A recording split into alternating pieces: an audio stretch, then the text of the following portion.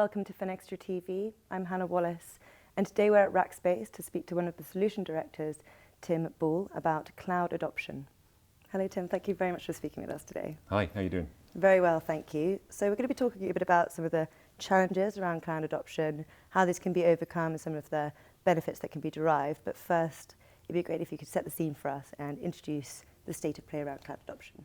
Sure. I mean, look, in the last 12 months, certainly the financial services companies that we've worked with have come on a really long way. So it's great to see such a lot of activity, both in brand new digital services and in the kind of traditional tier one platforms. So I think there's a lot more activity this year than last year, and that's presenting a lot of opportunity, but a lot of challenges as well. Talking of those challenges, could you highlight for us the main ones and sort of the blockers to cloud adoption for financial services? Yeah, I mean, it's you've got to take care trying to be too pithy in this scenario. I think you know, we're talking about thousands of people and thousands of systems, but probably most of the CTOs and CIOs I've talked to would agree that things are just taking too long in cloud to get from non-production to production. So that kind of build stage is taking a really long time before the production benefits are realised, and I think there's a lot that contributes to that, but there's a lot of costs and time there. Okay, so how can they be overcome? What can banks and businesses do to tackle these challenges? Yeah, it's drilling down to the basics, really. I mean, certainly banks can struggle to attract the right kind of talent, those engineers and architects and support people that know cloud really well. So a lot of folks are really ramping up their talent acquisition and training. I think mapping those new systems to maybe the old world approvals like risk and compliance and regulatory can be a challenge. So banks are really going back to the non-functional requirements and sort of improving their governance that makes sense to the rest of the world.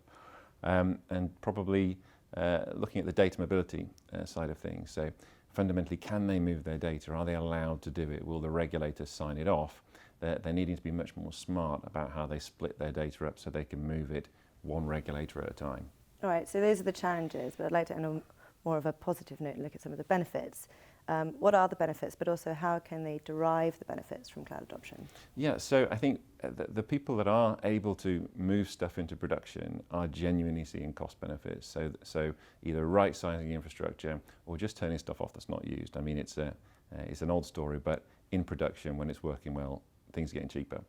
I think certainly to keep pace with the market, particularly the challenger banks or those companies releasing new digital services, they're now able to move at a much higher pace. So we're talking about hundreds of releases a month versus potentially a few a year, and that's great for the consumers. So that means more market share. And I think probably lastly, there's a degree of sort of old school safety and resiliency to be had by not investing solely in one platform but looking at hybrid platforms. Then there is a case to be made for a more robust and assured service, again safeguarding the consumer experience. Some exciting developments ahead then. Really good. Fantastic. All right, well Tim, thank you for sharing your insights and having us to visit Rackspace. It's been a pleasure. Thanks very much.